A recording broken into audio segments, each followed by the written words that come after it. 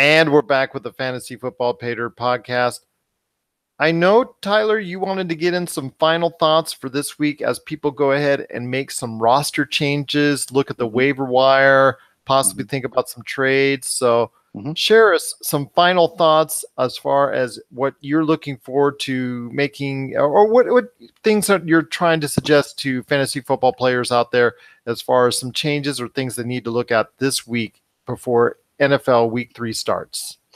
Well, it's a very important part in the season in that now we've gotten a pretty good look at who these teams are, how these fantasy prospects for some of these guys are starting to pan out. So now's the time where you want to be aggressive on the waiver wire. It's only 2 weeks in, so we don't know everything yet, but we're beginning to see how these offenses are going to start looking. I would recommend, if you have a free agent acquisition budget, that you would start spending your money now. If you have a good spot on the waiver wire priority list, you need to go ahead and spend it. But first, I want to look at some of the injuries from this week and how maybe, at least in the short term, you can better your roster by working the waiver wire. Devonta Freeman is out. He's going to be out for week 3. Probably pick up Tevin Coleman. Make sure you have him. LaShawn McCoy has a rib injury. He's questionable. He's probably doubtful versus the Vikings. Even if he plays, it's going to be an absolute mess. Behind him, there's not a whole lot. There's Chris Ivory and Marcus Murphy. It's going to be some form of a running back by committee there. So maybe not a lot of fantasy value in that Buffalo Bills running game. Marcus Mariota is questionable. He has a bruise to a nerve in his elbow, and so what that's doing is he's having some numbing, some tingling, and is not able to really control the football very well. Now, with that type of injury, there's not a set amount of time to where they know that he's going to come back. He's going to come back when those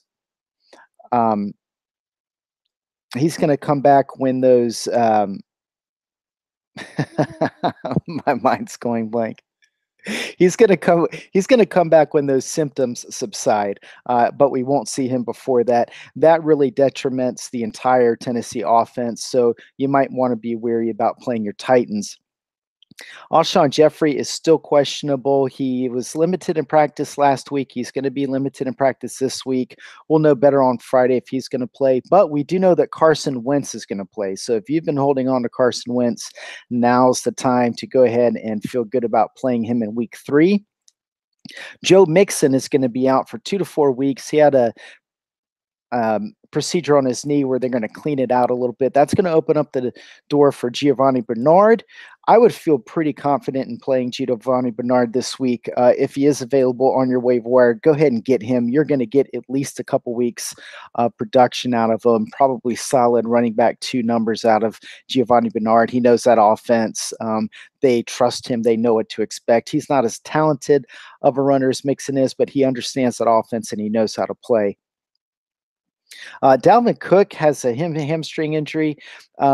They are saying that it's cramp related, but we want to keep an eye on it, make sure that he practices this week. We'll check back on Friday. If he can't go, Latavius Murray might be a good pickup. A lot of fantasy players went without Greg Zuerlein. He was hurt in pregame warmups. No word yet on how long he's going to be out, but it doesn't look like he's going to be playing this week. So be sure to check the bottom half of your roster. Make sure that you don't have Greg Zuerlein. Josh Gordon is now a New England Patriot. That's interesting, but honestly, for fantasy, we'll just have to wait and see if he can get on the field. If you still have him on your roster, I would say he's probably droppable at this point. If you don't have any really needs on your team and you can kind of have a roster spot to burn, sure, keep them. It could happen with the Patriots, but the Patriots is one of those no-nonsense teams, and it seems like Josh Gordon just brings a lot of nonsense with him. But it could be something that's advantageous if you stash him at the end of your roster. Whereas in weeks 5, 6, 7, 8, as he becomes more accustomed to the offense, could be actually a slight chance, mind you, a big offensive threat for you going forward. Sure, and if you have a deep bench or if your team is just humming right now, doing really well, you have solid backups and you have, that last spot on your bench where you really don't need to do anything with it, sure, have him. I would not go and get him, especially if you're going to be looking for help through the buys. The issue with Josh Gordon is he has to earn Tom Brady's trust, and that is going to take time, and it's going to take um, I would, I mean, you don't want to put a number on it because you just don't know. But I guarantee you, Josh Gordon is not going to show up and just all of a sudden be a great target for Tom Brady. Tom Brady is very specific with what he wants his receivers to do, whether it's on option routes or timing. The quarterbacks and wide receivers have to learn where to place the ball and how to react to coverages.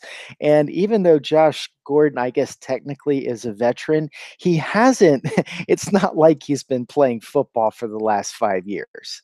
And it's not like he has a wealth of experience to draw from. He really doesn't. He's been around for a while, but he hasn't actually been playing football. um, we might see Josh Gordon come on or begin to come on maybe in the second half of the year. But if you need someone to play now, or if you're looking for depth through the bye weeks, I don't think Josh Gordon is a very good pickup for your team. Once again, it is Tyler Baker from the Fantasy Football Pater podcast. If you want to ask him questions direct and get a lot of feedback from other fantasy football owners, check out the Fantasy Football Pater podcast Facebook group today. Just join up, and there's over 200 fantasy football fans just like you ready to go ahead and share their thoughts on any trades, waiver wire acquisitions, or any other questions you might have when it comes to fantasy football. And don't forget, check out all of our great stuff today on this Pop Culture Cosmos channel, as far as not only the Fantasy Football Pater podcast, but also his appearances on the Pop Culture Cosmos show and the PCC Multiverse as well. So, Tyler, it's going to be another great week coming up here in the NFL. Any last thoughts before we check on out? You know what? I would like to give a lot of nuggets for people combing the waiver wire, but it really is specific to your league and your team. So you would really have to go to the Facebook group to get tailored advice. But there are some names out there. You and I talked about Matt Breida a couple weeks ago when McKinnick went out, and we said, hey, long term, Breida's probably going to be the guy. He had a really good game on Sunday. I still think it's going to be a little bit of game script as to when he is going to be most effective, but you can see who the better talent is. There's another running back situation going on in Denver right now where Philip Lindsay has actually been a lot more productive than Royce Freeman. had a brain fart there. Philip Lindsay has been a lot more productive than Royce Freeman. I don't know if that continues, but Lindsay is certainly somebody that should be on somebody's roster. I don't know if I would necessarily play him over Freeman, but and there was a little bit of a game script situation where Denver was behind most of that game, but there's definitely a timeshare, and it's really interesting that the undrafted free agent who wasn't even invited to the combine is now splitting time with a third-round draft pick. Also, want to look at the you and I talked about the Jacksonville receiver situation. Keelan Cole is a guy that is available in a lot of leagues, but also Dede Westbrook is available. Not sure if you want these guys to come in and start for you, because again, that Jacksonville offense really is going to run through Leonard Fournette when he's healthy. But if you're looking for some depth on your bench, or maybe for a bye week fill in, one of those guys would be really good. John Brown seems to be coming on in Baltimore. That could be a really good play, but you have to understand that while there's a great upside, there's also a very low floor with John Brown. But if he can stay healthy and if he continues to show a good rapport with Joe Flacco, John Brown, I think pound for pound is one of the better receivers in the NFL. Also, talking about Josh Gordon leaving, that definitely opens up a void there in in Cleveland, and you and I briefly mentioned Antonio Galloway. I think that he is certainly worth a pickup. Um, he looks like that he played 81% of his snaps last week. It looks like that he's going to be an important part of the offense going forward. Now, he is going to be a number two behind Landry, but for those down the field shots, Antonio Galloway showed that he can make plays downfield. And there are a couple other wide receivers, DJ Moore in Carolina, I think is going to start coming on. It's now he's not somebody you're going to pick up and immediately play, but if you want to do like a preemptive pickup, if you have an extra spot on your bench, DJ Moore. I'm also looking at Christian Kirk, just for the reasoning of Arizona has got to do something there. They're going to have to bench Sam Bradford. They're going to have to get Josh Rosen. I know he's a rookie and maybe he's not ready, but there's no way that they're going to win with Sam Bradford. And in the NFL, you have to win games. And with Larry Fitzgerald being slowed down with a hamstring injury, he's not going to be getting that much practice time, and that could open up the door for Christian Kirk to work on his rapport with those quarterbacks there in Arizona. So there's a couple of leagues where I've got a bench spot, and I'm going around picking up Christian Kirk. And there are a couple backfield situations that look like that they are just an absolute mess. Indianapolis, those three running backs there, it's just kind of a mess as far as looking at fantasy production. And also in Seattle, it's just Seattle offense is looking pretty bad. And both of those backfields in Indianapolis and Seattle, I'm just recommending people stay away from those backfields. You don't necessarily have to drop these guys because if an injury pops up, you might find some value there. But there's no way you're going to start a running back from Indianapolis or Seattle at this point. Those are some great words indeed. Once again, it is Tyler Baker from the Fantasy Football Pater podcast. My friend, it looks like it's going to be another great weekend in the NFL. You've certainly given a lot of fantasy football owners out there a lot to think about when it comes to fantasy football. I appreciate you taking the time to give them this update and some advice. And again, if you have any questions, you can always email us, popculturecosmos@yahoo.com, or send us a direct message via Pop Culture Cosmos, Humanica Media, Game Source on Facebook, Twitter, or Instagram. But the best place to go is the Fantasy Football Pater Podcast Facebook group. Tyler is there waiting for you, just going ahead and answering questions from fantasy football owners just like you. And that's the best way to do it because it's so difficult to give just generic advice because you could have an absolute stud on your waiver wire and maybe just not recognize the name. I mean, it's really interesting from league to league what players just kind of get overlooked. And so, check out the Facebook group, take a screenshot of your roster, take a screenshot of who's on the waiver wire, and I'll personally help you find some gold there. Awesome indeed. So again, we just appreciate so much you being part of the show, my friend. And like I said, any last thoughts on how well you're going to be doing this weekend in the NFL? Any good feelings as far as it's concerned?